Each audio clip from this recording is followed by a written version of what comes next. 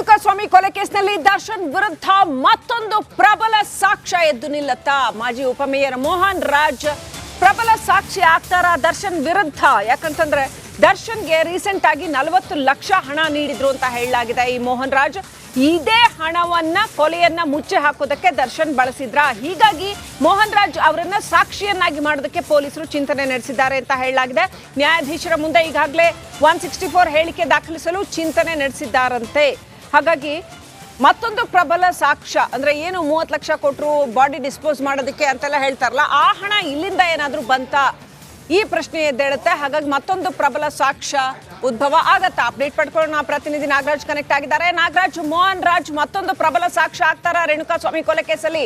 ಏನಿದು 40 ಲಕ್ಷ ಹಣ ಕೊಟ್ರಂತೆ, ಇವ್ರು ದರ್ಶನ್ ಅವರು ಮೊದಲೇ ಅವರಿಗೆ ಹಣ ಕೊಟ್ಟಿದ್ರಂತೆ, ಏನಿದೆ ಡೀಟೇಲ್ಸ್ ಈ ಬಗ್ಗೆ? ಶ್ರೀಲಕ್ಷ್ಮಿ, ಖಂಡಿತವಾಗ್ಲೂ ಈ ಒಂದು ರೇಣುಕಾಸ್ವಾಮಿ ಕೊಲೆ ಪ್ರಕರಣದಲ್ಲಿ ಮೋಹನ್ ರಾಜ್ ಪ್ರಬಲ ಸಾಕ್ಷಿಯಾಗುವ ಎಲ್ಲಾ ಸಾಧ್ಯತೆಗಳು ಇರ್ತಕ್ಕಂಥದ್ದು. ಯಾಕಂತಂದ್ರೆ ಏನ್ ಈ ಒಂದು ಪ್ರಕರಣದಲ್ಲಿ ದರ್ಶನ್ ಕೆಲ ಆರೋಪಿಗಳು ಶರಣಾಗೋದಕ್ಕೆ ಮತ್ತೆ ಈ ಕೊಲೆ ಕೇಸ್ನಲ್ಲಿ ಅವರು ಒಂದು ಏನು ಶವನ್ನ ತೆಗೆದುಕೊಂಡೋಗಿ ಡಿಸ್ಪೋಸ್ ಮಾಡ್ಲಿಕ್ಕೆ ಹಣವನ್ನ ನೀಡಲಾಗಿತ್ತು. ಆ ಹಣವನ್ನ ನೀಡೋದಕ್ಕೆ ಮುಂಚೆ ಮೋಹನ್ ರಾಜ್ಗೆ ಕರೆ ಮಾಡಿ ನೀವು ನನಗೆ ಕೊಡ್ಬೇಕಾಗಿದ್ದ ಹಣವನ್ನ ಕೊಡಿ ಅಂತ ಹೇಳಿರ್ತಾರೆ. ಅದೇ ಕಾರಣಕ್ಕೆ ಮೋಹನ್ ರಾಜ್ 40 ಲಕ್ಷ ಹಣವನ್ನ ದರ್ಶನ್ಗೆ ತಲುಪಿಸಿರ್ತಾರೆ. ಈಗ ಮೋಹನ್ ರಾಜ್ ತನಿಖಾಧಿಕಾರಿಗಳ ಮುಂದೆ ಈ ಹಣವನ್ನ ನಾನೇ ಕೊಟ್ಟಿದ್ದು ದರ್ಶನ್ ಅವರಿಗೆ ಅಂತೇಳಿ ಒಪ್ಕೊಂಡಿರೋದ್ರಿಂದ ಈ ಒಂದು ಹಣದ ಮೂಲವನ್ನ ನ್ಯಾಯಾಧೀಶರ ಮುಂದೆ ಮೋಹನ್ ರಾಜ್ ಹೇಳಿಕೆಯನ್ನು ದಾಖಲಿಸುವ ಮುಖಾಂತರ ಈ ಒಂದು ಹಣವನ್ನ ಇವರಿಂದ ಪಡೆದು ಕೊಲೆಗೆ ಬಳಸಿದ್ರು ಅನ್ನೋದನ್ನ ರುಜುವಾತು ಮಾಡೋದಕ್ಕೆ ತನಿಖಾಧಿಕಾರಿಗಳು ಸಿದ್ಧತೆಯನ್ನ ಮಾಡ್ಕೊಂಡಿರ್ತಕ್ಕಂಥದ್ದು. ಶ್ರೀಲಕ್ಷ್ಮಿ, ಥ್ಯಾಂಕ್ ಯು ನಾಗರಾಜ್ ಡೀಟೇಲ್ಸ್ಗಾಗಿ. ರೇಣುಕಾಸ್ವಾಮಿ ಕೊಲೆ ಕೇಸ್ನಲ್ಲಿ ದರ್ಶನ್ ವಿರುದ್ಧ ಮತ್ತೊಂದು ಪ್ರಬಲ ಸಾಕ್ಷ್ಯ ಎದ್ದು ನಿಲ್ಲುತ್ತಾ? ಮಾಜಿ ಉಪಮೇಯರ್ ಮೋಹನ್ ರಾಜ್ ಪ್ರಬಲ ಸಾಕ್ಷಿ ಆಗ್ತಾರ ದರ್ಶನ್ ವಿರುದ್ಧ. ಯಾಕಂತಂದ್ರೆ ದರ್ಶನ್ಗೆ ರೀಸೆಂಟ್ ಆಗಿ 40 ಲಕ್ಷ ಹಣ ನೀಡಿದ್ರು ಅಂತ ಹೇಳಲಾಗಿದೆ. ಈ ಮೋಹನ್ ರಾಜ್ ಇದೇ ಹಣವನ್ನ ಕೊಲೆಯನ್ನ ಮುಚ್ಚಿ ಹಾಕೋದಕ್ಕೆ ದರ್ಶನ್ ಬಳಸಿದ್ರ. ಹೀಗಾಗಿ ಮೋಹನ್ ರಾಜ್ ಅವರನ್ನ ಸಾಕ್ಷಿಯನ್ನಾಗಿ ಮಾಡೋದಕ್ಕೆ ಪೊಲೀಸರು ಚಿಂತನೆ ನಡೆಸಿದ್ದಾರೆ ಅಂತ ಹೇಳಲಾಗಿದೆ. ನ್ಯಾಯಾಧೀಶರ ಮುಂದೆ ಈಗಾಗಲೇ 164 ಹೇಳಿಕೆ ದಾಖಲಿಸಲು ಚಿಂತನೆ ನಡೆಸಿದ್ದಾರಂತೆ.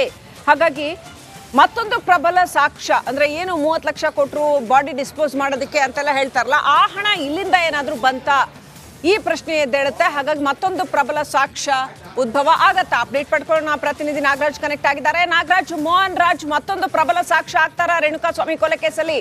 ಏನಿದು 40 ಲಕ್ಷ ಹಣ ಕೊಟ್ರಂತೆ, ಇವ್ರು ದರ್ಶನ್ ಅವರು ಮೊದಲೇ ಅವರಿಗೆ ಹಣ ಕೊಟ್ಟಿದ್ರಂತೆ, ಏನಿದೆ ಡೀಟೇಲ್ಸ್ ಈ ಬಗ್ಗೆ? ಶ್ರೀಲಕ್ಷ್ಮಿ, ಖಂಡಿತವಾಗ್ಲೂ ಈ ಒಂದು ರೇಣುಕಾಸ್ವಾಮಿ ಕೊಲೆ ಪ್ರಕರಣದಲ್ಲಿ ಮೋಹನ್ ರಾಜ್ ಪ್ರಬಲ ಸಾಕ್ಷಿಯಾಗುವ ಎಲ್ಲಾ ಸಾಧ್ಯತೆಗಳು ಇರ್ತಕ್ಕಂಥದ್ದು. ಯಾಕಂತಂದ್ರೆ ಏನ್ ಈ ಒಂದು ಪ್ರಕರಣದಲ್ಲಿ ದರ್ಶನ್ ಕೆಲ ಆರೋಪಿಗಳು ಶರಣಾಗೋದಕ್ಕೆ ಮತ್ತೆ ಈ ಕೊಲೆ ಕೇಸ್ನಲ್ಲಿ ಅವರು ಒಂದು ಏನು ಶವನ್ನ ತೆಗೆದುಕೊಂಡೋಗಿ ಡಿಸ್ಪೋಸ್ ಮಾಡ್ಲಿಕ್ಕೆ ಹಣವನ್ನ ನೀಡಲಾಗಿತ್ತು.